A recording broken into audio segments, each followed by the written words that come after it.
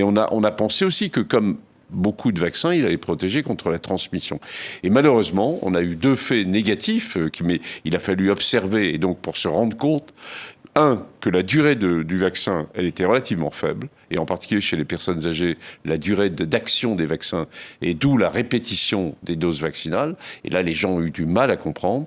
Et deuxièmement, qu'il avait finalement une capacité faible à limiter la transmission. Oui, et ça, vous le dites au ministre de la Santé. Vous dites dans ce livre, au fond, on comprend que lui n'infléchit pas sa position et continue de considérer que ce vaccin protège de la transmission, alors que vous savez que ça n'est plus le cas. Je l'ai dit lors d'une audition au Sénat, en disant que probablement il faudrait se faire vacciner à plusieurs reprises et que probablement l'action sur la transmission serait faible.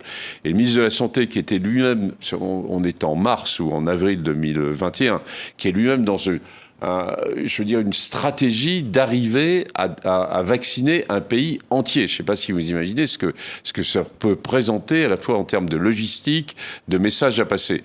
Écoutez, voilà, c'est un avis du professeur Delfraissy, mais on verra bien. En tout cas, on vaccine, et ce vaccin doit être celui qui doit nous permettre de sortir de là. Donc, on avait tous les deux raison, si je peux dire, oui, mais avec des temporalités différentes. Oui, mais le message qui était colporté dans les médias, d'ailleurs, vous dites, parfois vous parlez de charlatans sur les plateaux de télévision, était aussi celui-là, qui était de dire ce vaccin protège de la transmission.